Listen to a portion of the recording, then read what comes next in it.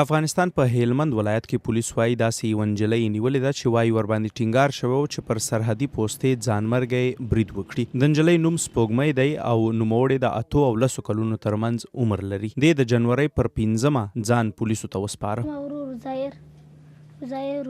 دغه جبار به ما صدري واخیستلم د اشنا کالي یې راته وکښل په لاس کې ول تور کالي یې راته واخیستل تر د اوبو پریزه دا نو کالي به دلانده هغه واغونده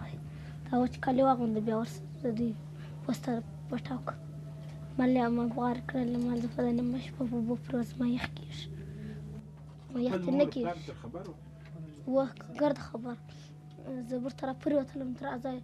رم بغار کړه دوی راته چوپ کړه صدري دغه راته وکښل دوی کور ته ورسېده زه بیرته په دې پسې روانه شوم چې په پسې روانه شوم دا پرتګین دلته وغورځوئ. سپوږمۍ وویل وروسته دا له خپل ورور او پلاره وتښتېده. لاړم کور ته چې کالي مې واخیستل چې لاړم زما پلار راته ټوپ کړه ویې واله د رالم باره شپه په کډي کې وکړه په کډي کې پرته سهار چې سولو باره د بلوچستان کلي ته ولاړم باره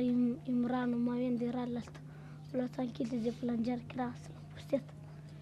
قومندان ته. د سرحدي پولیسو یو مشر حمیدالله صدیقي وایي هغه کسانو چې سپوږمۍ ته یې د ځانمرګې حملې ویلي ول وسلوال قومندانان دي. یو نجلۍ په نام د سپوږمۍ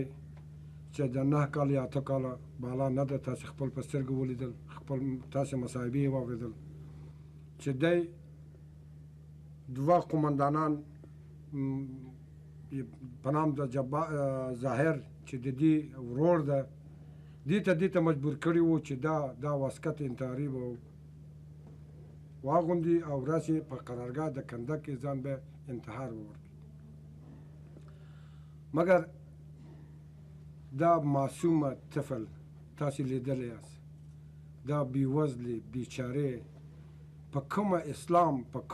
کوم قانون په کومه دغه چې دا کار د خلکو کې. سپوږمۍ وروسته د هلمند مرکز لشکرګاه ته وړل شوې ده.